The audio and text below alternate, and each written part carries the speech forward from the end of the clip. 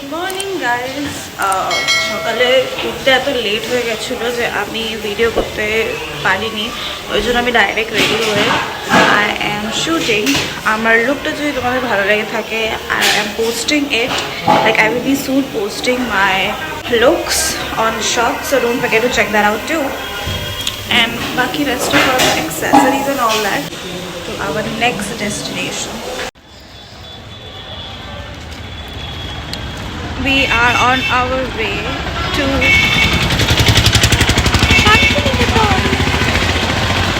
আমরা হোটেল ছেড়ে স্টেশনের দিকে যেতে লাগলাম অ্যান্ড ট্রেন মানে ডিস্টেন্স শান্তিনিকেতন থেকে রামপুরহাট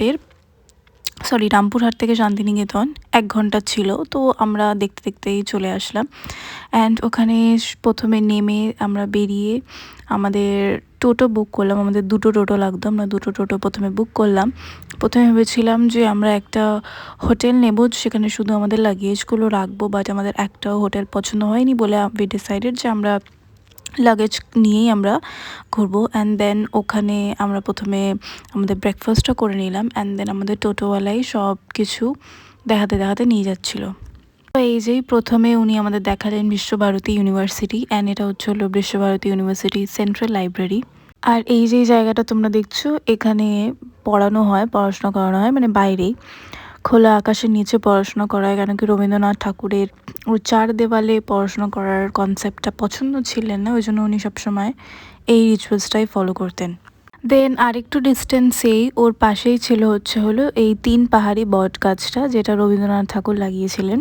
অ্যান্ড এই বট গাছের নিচেই রবীন্দ্রনাথ ঠাকুর কুমোরপাড়ার গরুর গাড়ি পোয়েমটা লিখেছিলেন।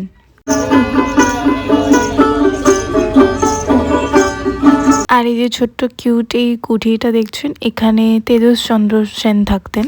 রবীন্দ্রনাথ ঠাকুরের একটি কাব্য আছে বনবাণী, ওই কাব্যতে একটি কবিতা আছে কুঠির বাসী, সেই কবিতাতে এই বাড়ির ব্যাখ্যা করা আছে। দেন আমাদের নিয়ে গেল এই সুন্দর কাজঘরটাকে। দূর থেকে দেখা যাচ্ছে না, আমি বুঝতেই পাচ্ছি, বাট আমি তাও চেষ্টা করেছি এটা ক্যাপচার করার। এটা এভরি টুইসডে করে খোলা থাকে, যে কোনো সাদা কাপড় পরে আপনারা এর ভিতরে প্রবেশ করতে পারেন। রাজা রামমোহন রায় যেই ব্রহ্মধর্মে প্রতিষ্ঠা করেছিলেন, সেই ব্রহ্মধরের উপাসনা ছিলেন এটা। তোমরা হয়তো অনেকেই জানো যে এখানে যে ছাতিম গাছটা আছে, ওই ছাতিম গাছের যে পাতাটা, ওই পাতাটাই কিন্তু বিশ্বভারতীর সিম্বল। দেন ওখান থেকে আমাদের মিউজিয়ামে যাওয়ার কথা ছিল, কিন্তু কিছু কারণে আমরা সেই প্ল্যানটা ক্যান্সেল করি টাইমিংয়ের জন্য। দেন ওখান থেকে আমরা চলে গেলাম সৃঞ্জনী শিল্পগ্রামে, যেখানের এন্ট্রি ফিস হচ্ছে হলো 30 রুপিস করে, বাট যদি তুমি স্টুডেন্ট হও দেন 10 রুপিস করে।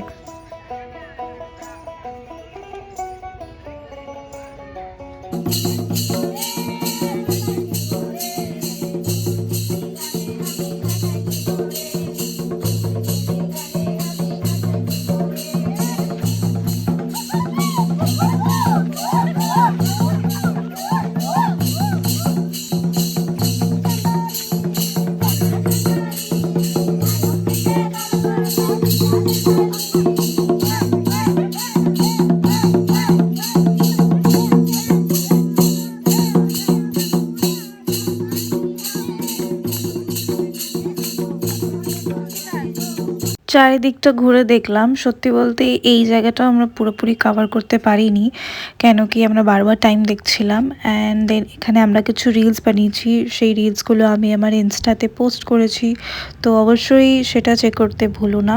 এখানে বেসিক্যালি সব হাতের কাজের জিনিসপত্র পাওয়া যায়। আমরা এখান থেকে তেমন করে কিছু শপিং করিনি, শুধু আমি একটা ইয়াররিংস নিয়েছিলাম, যেটা কোনো একটা শর্টসে আমি তোমাদেরকে শো করব যে কী আমি কিনেছিলাম। কেন কি আমাদের মেইন মোটিভ ছিল হলো সোনাঝুরি হাটে যাওয়ার। দেন ওখান থেকে আমরা বেরিয়ে পড়লাম এই রাজবাড়িটাতে, যেটার entry fees 10 rupees per person করে। দেব আর শুভশ্রীর মুভি পরাণ যায় জ্বলিয়ারে মুভিটার যেই গানটা আছে ঢাকের তালে কোমর দোলে, সেই গানটার শুটিং কিন্তু এই জায়গাটাতেই হয়েছিল। দেন ওখান থেকে আমরা চলে গেলাম লাঞ্চ করতে। আই এম সো সরি যে আমার এই হোটেলটার নাম মনে নেই, বাট আমি মনে করে অবশ্যই তোমাদেরকে শেয়ার করব, তোমরা আমাকে কমেন্ট করো। খাওয়া দাওয়া প্রচণ্ড ভালো, বাঙালি খাবার। অ্যান্ড দেন ওখান থেকে আমরা চলে গেলাম হলো সোনাঝুরি হাটে, দ্য ফেমাস। এখানে সব কিছু ঘুরে ঘুরে দেখেছি, প্রচুর শপিং করেছি, সেগুলো তোমাদের একটা শর্টসে দেখাবো। যদি তোমরা আমাকে কমেন্ট করে জিজ্ঞেস করতে চাও, জানতে চাও, তাহলেই কিন্তু আমি দেখাবো। তো অবশ্যই কমেন্ট করতে ভুলো না। শপিং টপিং করে আমরা টোটো ধরে আবার বেরিয়ে পড়লাম। আমাদের ট্রেন ছিল হলো 6টায়, কিন্তু আমাদের ট্রেন 1 ঘন্টা লেট করে। তো 7টার সময় এসেছিল আমাদের ট্রেন। ওখান থেকে আমরা হাওড়া স্টেশনে নেমেছিলাম 10টায়। অ্যান্ড দেন ওখান থেকে সবাই সবার বাড়িতে, বাস এইটুকুই।